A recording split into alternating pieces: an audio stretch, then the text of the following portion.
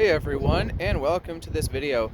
Today is actually going to be a video of a long time coming, and I wanted to make this on the 5-year anniversary of having this car, but unfortunately due to the car not being in functional order, well, that wasn't really possible. This is about my 2004 Volkswagen Jetta TDI, the wagon that you guys have seen many times now, and well, it's went through another revamp. It's a pretty big one this time. We'll flip it around and we'll show you, and this is just going to be an update video on the car.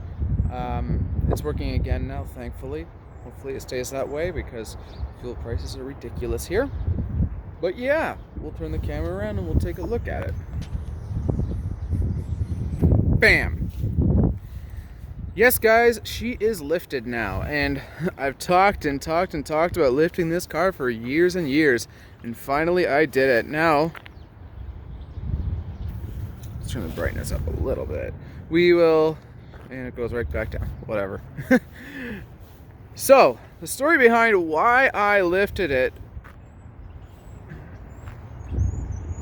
when I did was because, let me see, is my lens dirty? It is, just a second. That's better. So here's the rundown of why it ended up getting lifted. And I'll explain how too, how it got lifted. So I was coming up due on maintenance for a bunch of things. My rear springs apparently had broke. My front springs were getting weak. It was just really bouncy in the front. My summer tires, which these are my summer wheels, or were my summer wheels, were getting really bad. Their inner edges were worn out.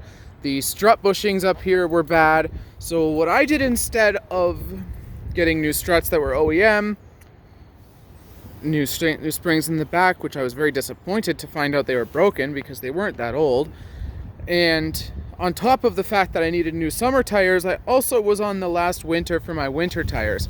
So it was kind of a no-brainer to me. I wanted to do this for a while, and well, the timing just worked out.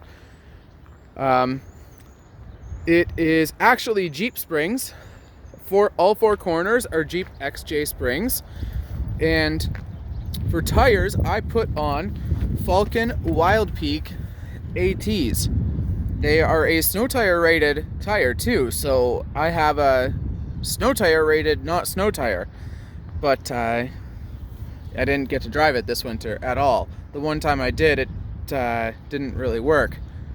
So what was happening was it was locking me in gear.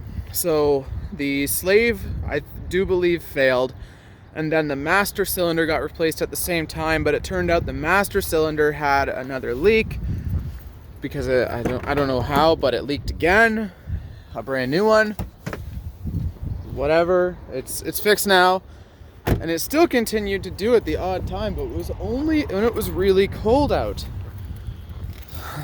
That still bothers me that my plate's damaged, but that's what happens when someone stops on an on-ramp in front of you. Anyways, so under the hood, nothing's really changed. It's the same battery. Everything's the same under here. The boost piping's still holding up, but the most recent issue was solved so far with fixing this up here. It was bone dry. This is a shifter tree, I think it's called, and it was completely bone dry. There was absolutely no grease or anything on it to stop it from not being able to get stuck. So that was greased up, and so far it's been good. We will see how that goes though. I don't know why there's a bigger gap now than there was before on the top of these, but whatever. I'm not even gonna worry about it. I don't even care. Whatever. And unfortunately, after the lady stopped on the on-ramp on me, I have to close the hood rather hard, as well as I lost my honeycomb grill. That really sucked. That was the part that I hated most. And it spider cracked all my bumper up and cracked it right there too. But you know what, that's okay. It's lifted now. I don't really care about its appearance overly too much. It's kind of just it's not a beater car anymore, but it's not a make it look pretty car anymore. I did have to do some trimming to make these tires fit. As you can see, there's a big chunk cut out of this inner fender. And pretty meaty tires for a little car though. I could have gone bigger, but I didn't really want to, because if I went bigger, I did have to cut out this part of the bumper here. But if I went much bigger, I would have had to cut out all this, and the back of my fenders, and the front of my rockers, which was just not damage I wanted to do. But it's running great, it drives good still. The interior is a little bit dirty right now, but it is what it is, guys. This is my kind of beater-ish car now. And since you guys seen it, I don't actually remember what the mileage was on it now last time you saw it. But it's at just over 513 now. There's a 500,000 kilometer sticker, and I did remove the Mike YouTuber sticker. There's just a lot of, oh, how should I say it without insulting people? A lot of kids that like to do silly things with these cars, and it's brought a really bad scene to these cars particularly. And I just don't want to have my name plastered on it, so to speak, for that reason. One thing you will notice is I still have not fixed those grommets. That's been 2.5 years.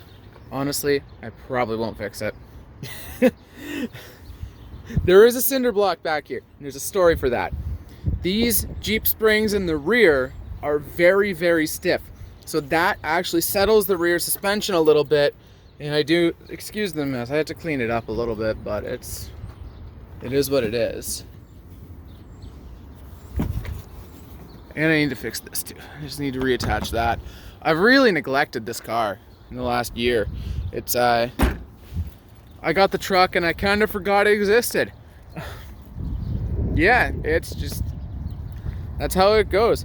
But another thing I had to do to clear these wheels was 12.5 mil spacers right there. They are ECS tuning spacers and extended lug bolts.